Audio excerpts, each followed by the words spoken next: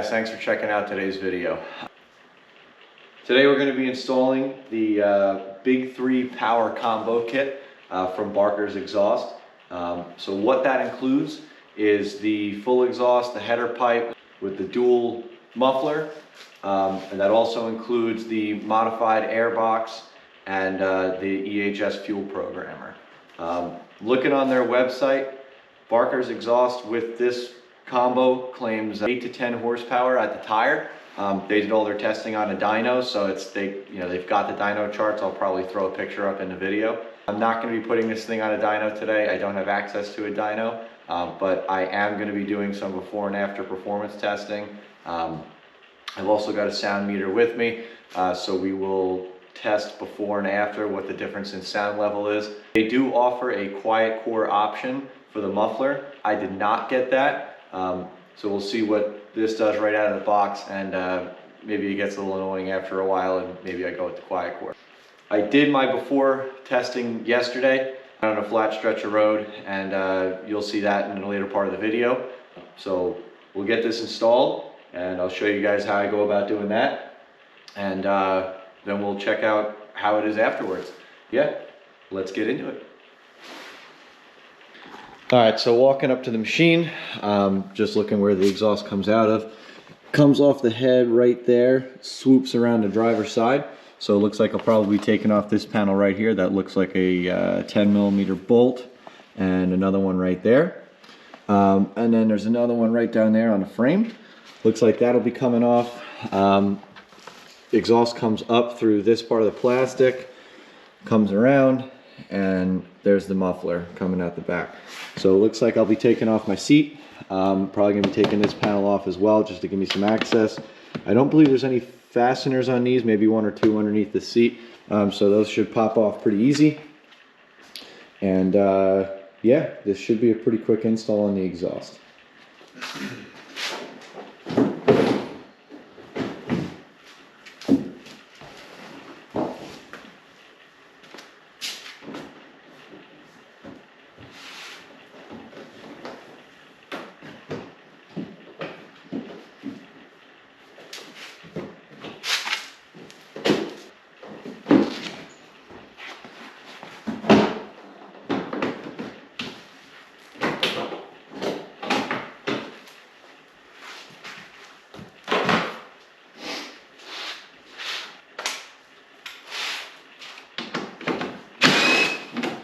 Going to buzz off these 10mm bolts.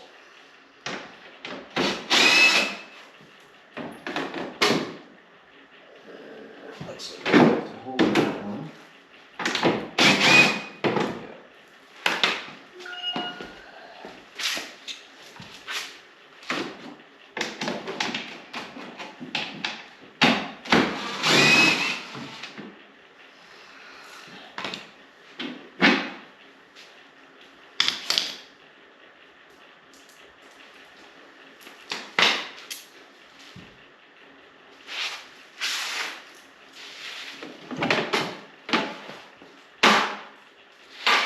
All right, so now I've got pretty much full access to this exhaust.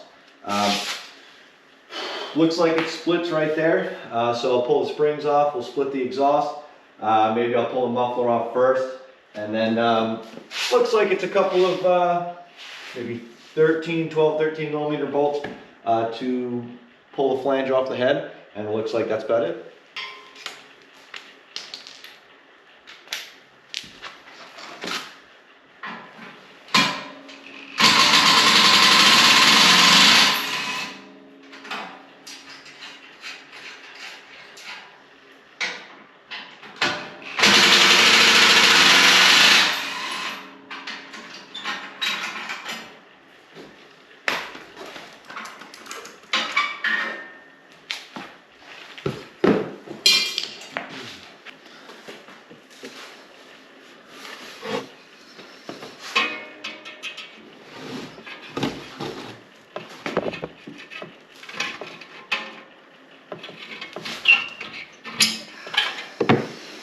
Number one.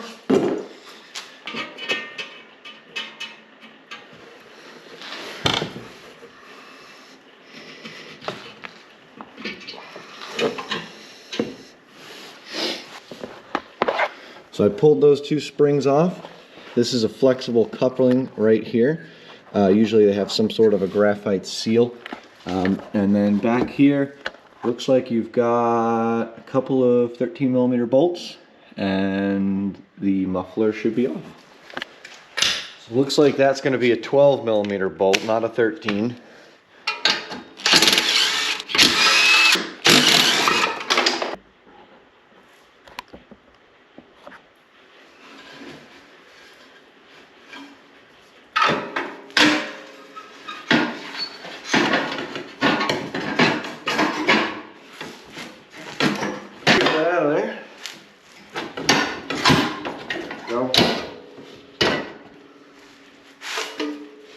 There's a stock muffler.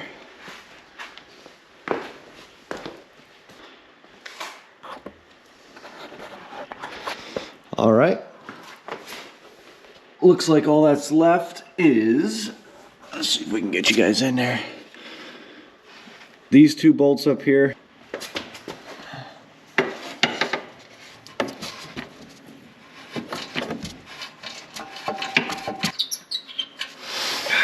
Got it.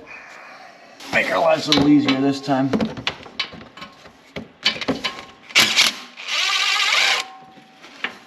There, much better. This should just slip forward. And it does.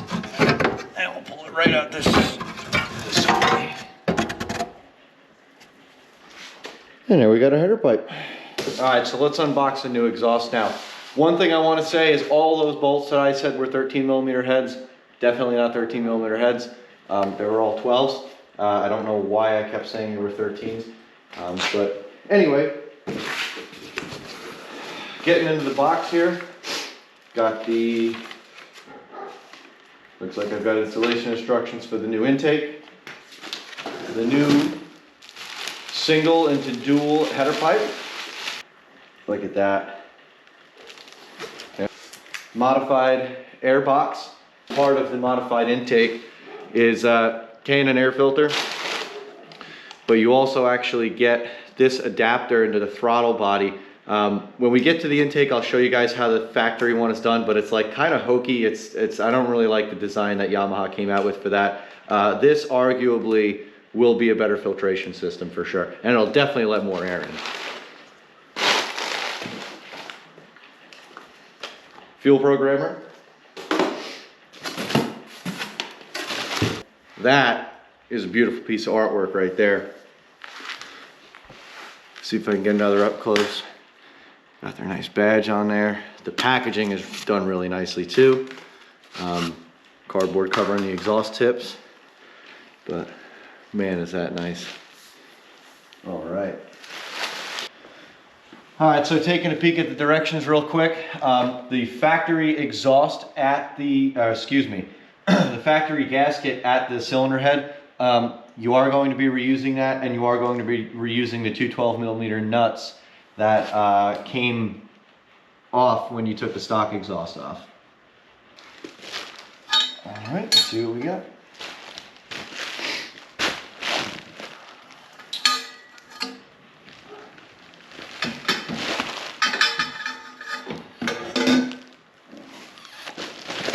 Headlight back on. All right.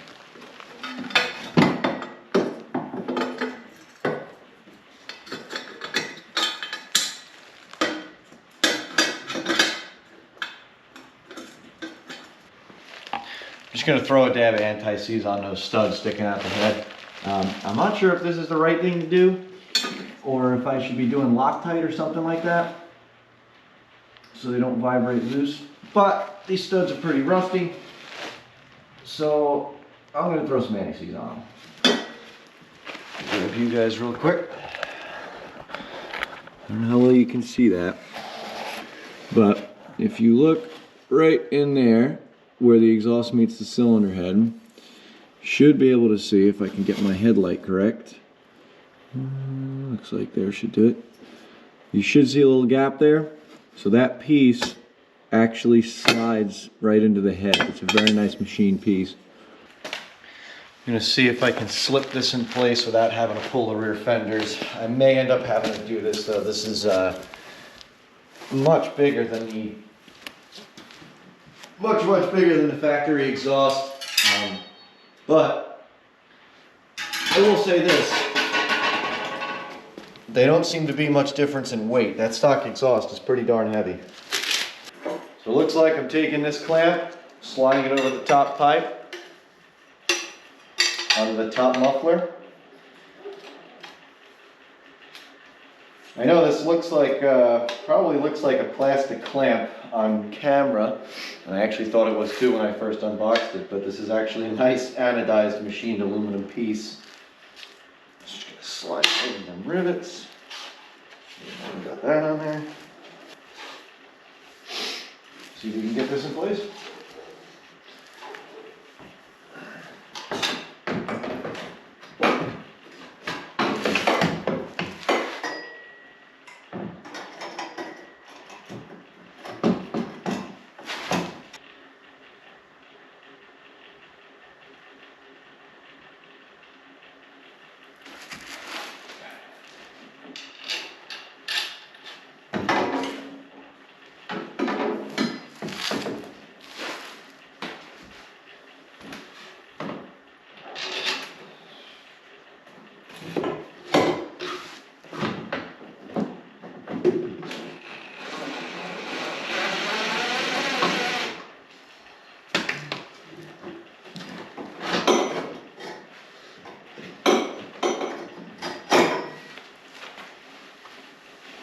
Alright, so at this point, I'm going to try to install these springs and see if I can tweak it up a little more, because I'm still not in love with how it's fitting right now.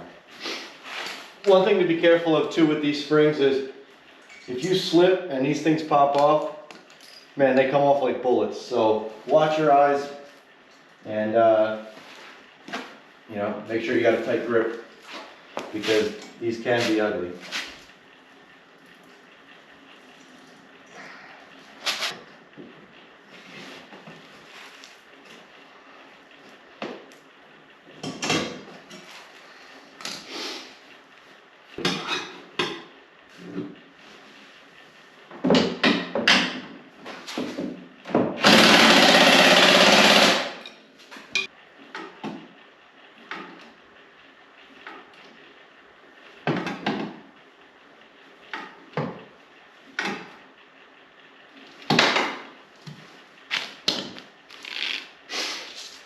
All right, that about wraps it up. Looks like I got pretty good clearance on everything. I struggled for a couple of minutes trying to get everything lined up, but that's probably more so just me not being very good at this, one, and two, not reading the directions. They do give you this little, I don't know, 6x6 inch patch of insulation. I want to finish up doing the intake work, and I'll probably put the tuner in, and then I'll probably get this up there. So before I had mentioned about the intake on these bikes, and this is the air filter right here. Now, if you look closely, so the back of the filter just kind of sits in that pocket, and the front of the filter, it just kind of pins it up against the front of the airbox. There's nothing actually clamping this in here though. So the problem with that is you get all this play, and it doesn't sit very tight in here. So, you know, there's no way that you're telling me that no dirt's getting in between this seal and the front of that airbox. So you'll see when we get this new intake installed, you'll see it's a way better system. So the way that this new intake works is I've got the modified airbox lid from EHS, but in addition to that, so I was telling you about how I don't like this filtration system here. So what this does is the kit, you're going to pull this box out, and you're going to mount this in the box. So you're going to have to modify it, drill some holes, mount this plate in there, and then they give you this Canyon air filter, and the air filter clamps onto this. So you're not getting any dirt past that. So that's why I say that this is arguably Yeah, it's a K&N, higher flow, less filtration, guys say, and that's probably true. But at least now I'm not letting all that dirt in through the seal.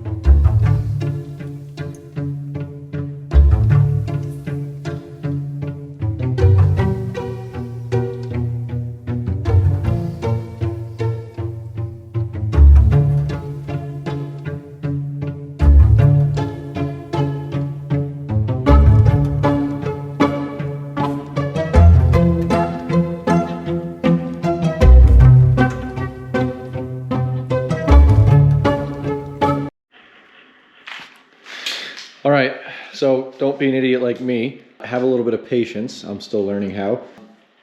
Directions do say to pull all the plastics off. I thought, no way, I'm not going to do that. I'm going to save myself some time and take some shortcuts. Not worth it. You may as well just take your plastics off. Doesn't really take that much time. Doesn't take that many different tools. For the top plastic here, these are just plastic clips that slide into the other panels. You've got two of the push clips, one here, one here.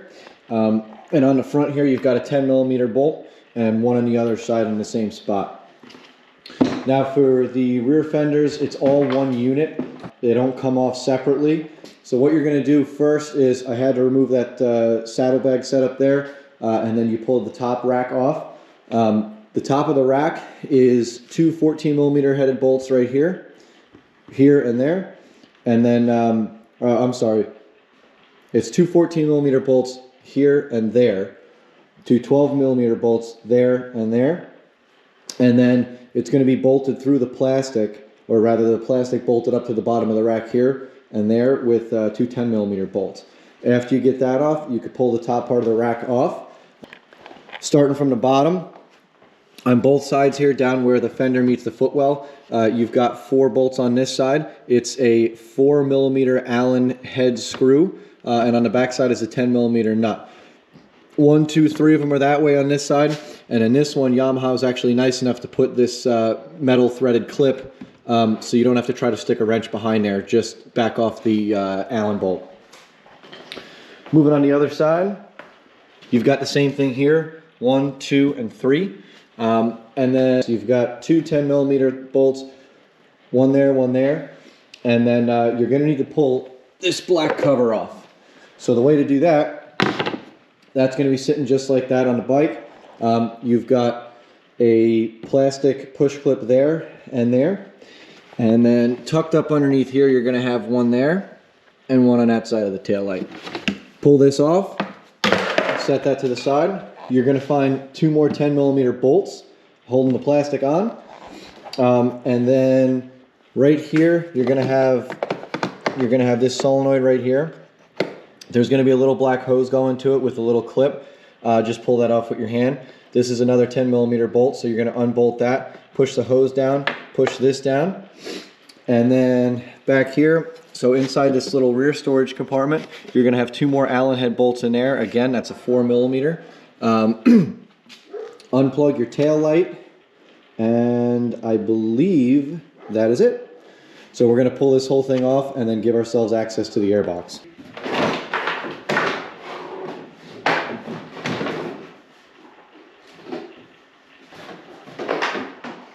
And now this just lifts off.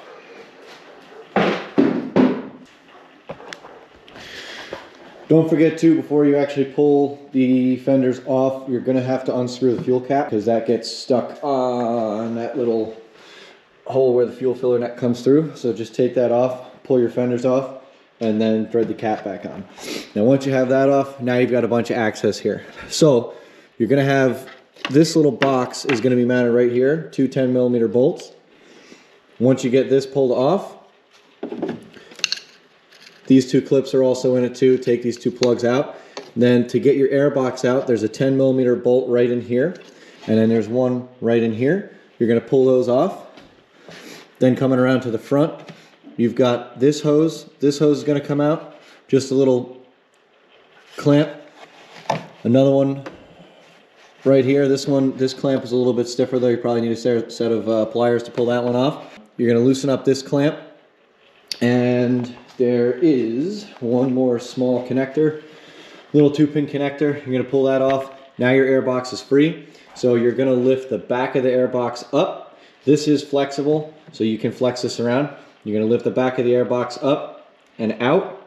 This will collapse on itself, so it will slide through the hole in the airbox. And now you got your airbox out. So now I'm going to show you guys what we're going to do to modify that to fit that other flange on it, so you've gotten a better filtration system. So the directions first say to cut this intake tube up 2 3/16 of an inch from the belled end, or right on this casting mark. I don't know if you could see that, but that's what the casting mark is. So I'm going to grab a razor blade.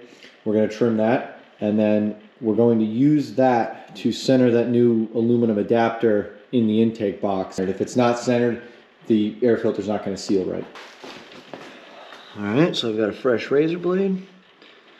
Come in here.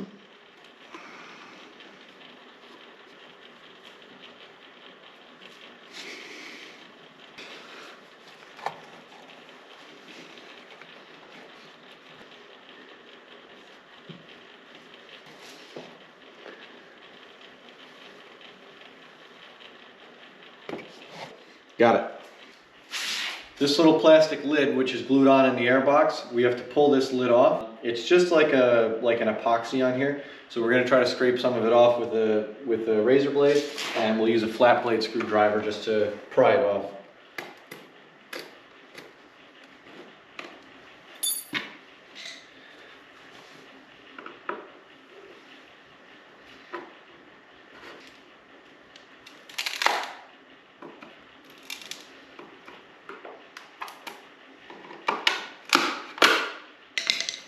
Done.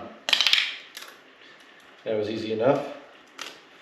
I'll just pull off this rest of this glue here.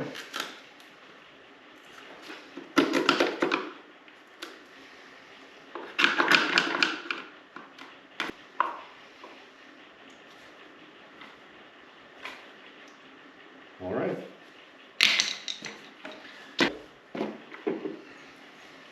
So using the adapter that you have and the hose that you cut off, you're going to take this bell end away from you. You're going to slip this over the adapter, just like that. Now I'm going to put it into where the intake hose comes through.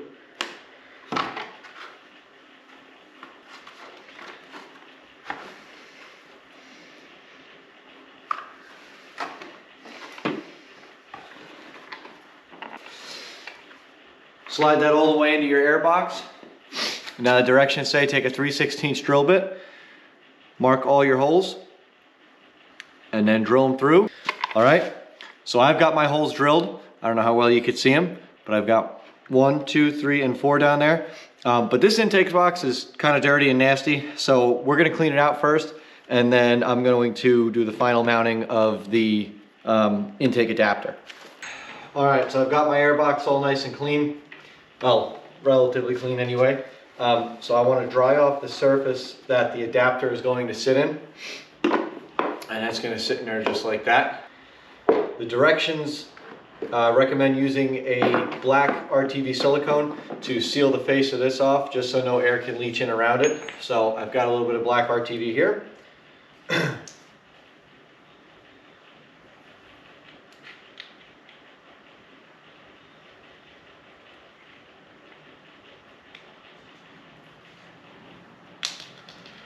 I'm just going to make a nice thin layer.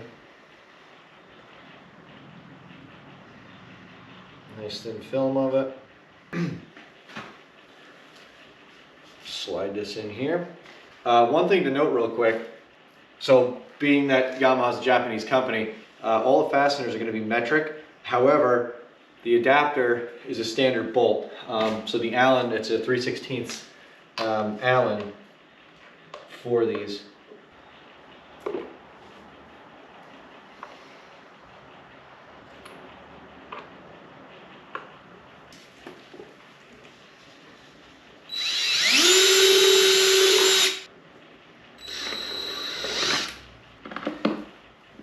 All right, after some finagling, and you get your bolts in, you snug them all up.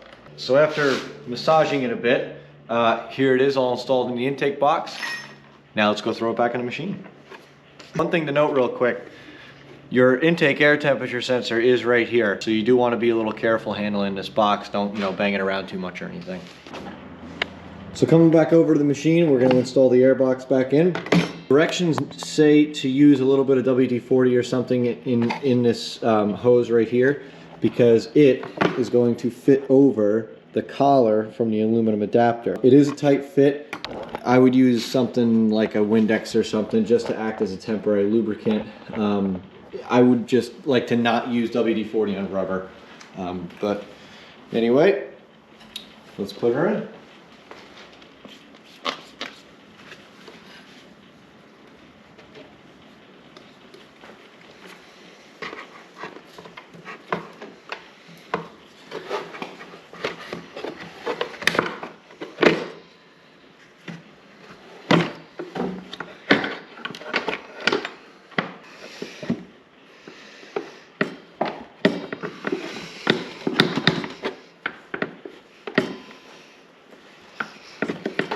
All right, definitely have to fight it a little bit, but she will go. And yeah, so I think the hardest part's out of the way.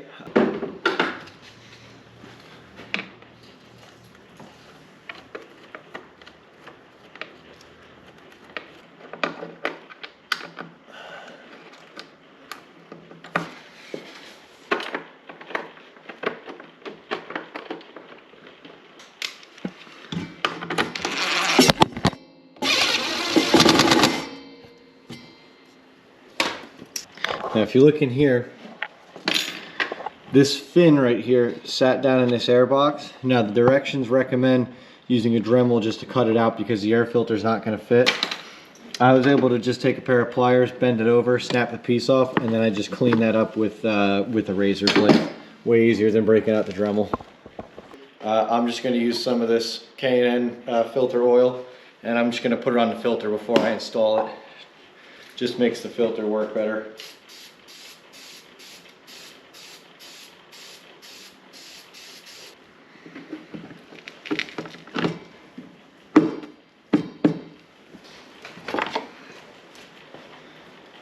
All right.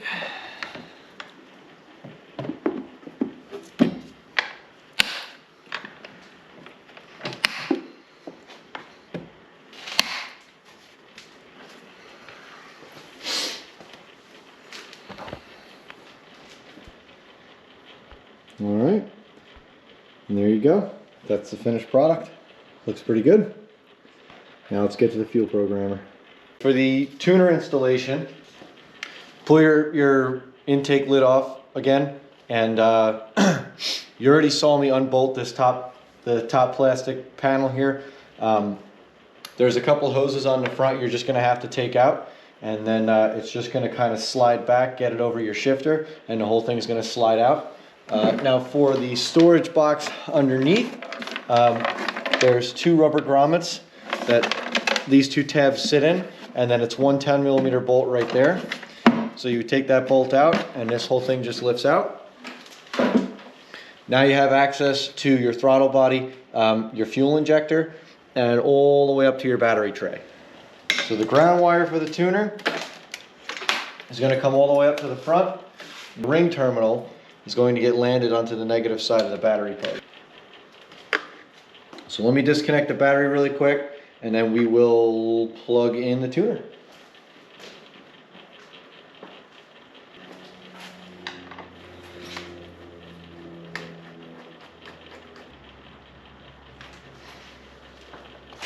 Battery disconnected, so this is the fuel injector right here. I'm going to unplug this. Got her out. Now we take the tuner.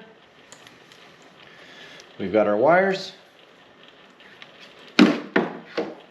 Gray connector gets plugged into the fuel injector, and this black connector goes and plugs into the harness.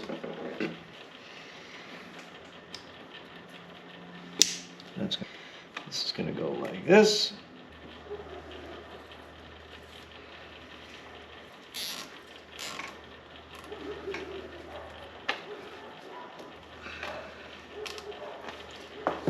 Now I'm going to put the storage box back in place, run the wires back, and put the rest of it together.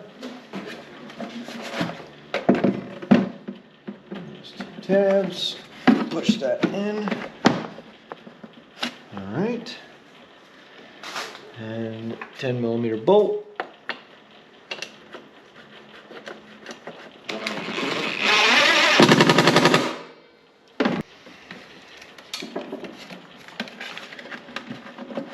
This is going to go right here. And I'm going to drill 2 small holes on either side of this wire, and then we'll run a zip tie there.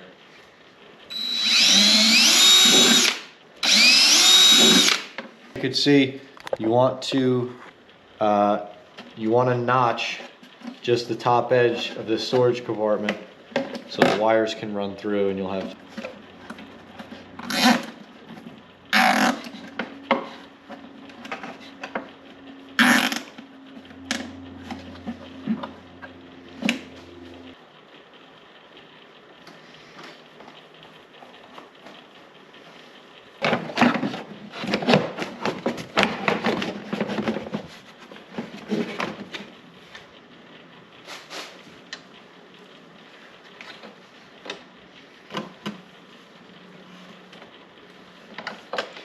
I've got a couple extra wires under here because of my speaker I got mounted up front.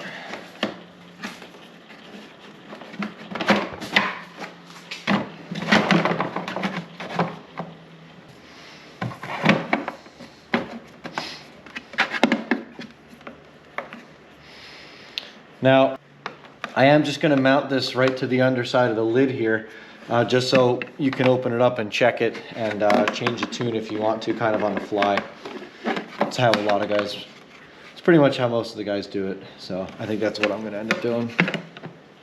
I did just do a quick test fire just to make sure it would fire up and it would idle fine. It does. So now I'm just going to put everything back together real quick. I got to clean up the garage because I did a terrible job of staying organized and there's just stuff everywhere. So I'm going to clean that up. I'm going to put this back together. You guys saw how it was all taken apart. So reassembly is obviously just the opposite. And we'll back this thing outside. I'm going to show you guys how the tuner works. If you buy the Big 3 Power Combo Kit, the tune already comes pre-installed. So the mapping is already done correctly. I don't have to change it. I just have to verify that it is in there. So I'll show you guys how to do that. But in the meantime, I'm just going to get this thing back together.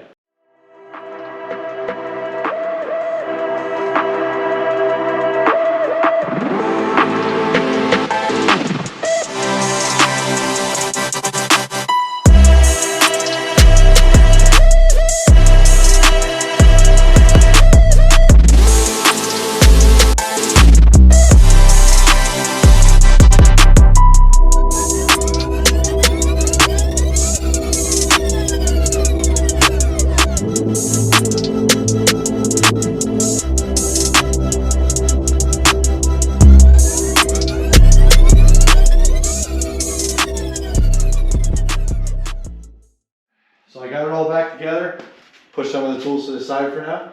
So I guess let's start it up and back it outside. We'll see how it runs.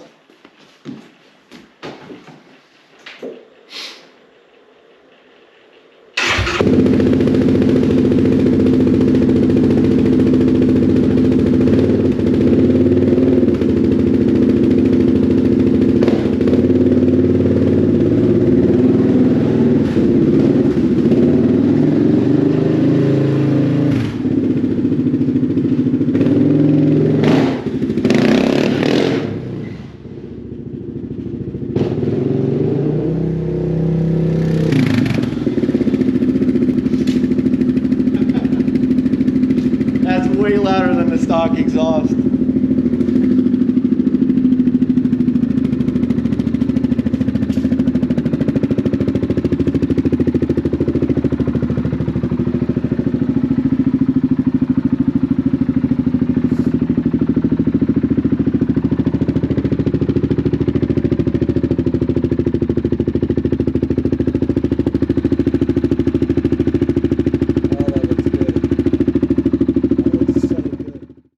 So I just took this thing for a quick rip outside, and man, is it loud, and definitely a lot spunkier than it was. So it's loud enough that I'm definitely going to start pissing off the neighbors if I didn't already. So we're going to take it out in a little bit, and we're going to go to that same stretch of road and run it back and forth, and we'll go over the data. We'll see how much faster it is now. As far as installing the fuel programmer goes, it's about as easy as it can get, but forgive me for this next part, I did a fairly pitiful job of recording this. I mounted my unit under the storage compartment lid as per the directions, and included in the kit is a piece of double-sided tape to secure to the lid. When you first turn on the engine, you'll get a series of green and red flashing lights, which will then go solid green on the 1, 2, and 3 positions, so long as everything is hooked up properly. If they stay flashing green and red, there is a wiring error. There are 3 buttons on the unit, a plus, a minus, and a toggle button that's in the middle of those 2 underneath the EHS logo. The programmer comes with a pre-installed tune, so you don't have to adjust anything. It really is just plug and play. However, using the toggle button, it allows you to cycle through the different settings. The different settings are designated by a specific color or combination of colors, such as red, green, red-green, red-blue, blue-green, and so on. When cycling through, the setting will light up on the number it is preset to, and the numbers go from 1 to 8. For half numbers, the number before and after will be lit up. For example, for 2.5, the number 2 and the number 3 will be illuminated. The numbers for the different settings will be flashing as you scroll through, and you can then use the plus or minus buttons to adjust the settings. There's a few things I'd like to add in at this point. First, the quality and fitment of this system was excellent, and it is well worth the money in my opinion. Second, before you start the project, I suggest reading the directions fully, as they are very thorough and they really do not have you take any unnecessary steps. I learned my lesson from not doing this. The entire installation overall is fairly straightforward and not terribly difficult. Third, I want to say that I have a newfound respect for people who make these videos and do it well, because making this was far more difficult and time-consuming than I had imagined, and it took hours of editing to put together something decent and something that didn't make me look like a total fool. Last thing, I want to thank you guys for watching the video. I really do appreciate it. Part 2 of the video will have all the before and after testing and analytics, so please go check that out if you haven't already. I hope you guys enjoyed, and we'll see you on the next one.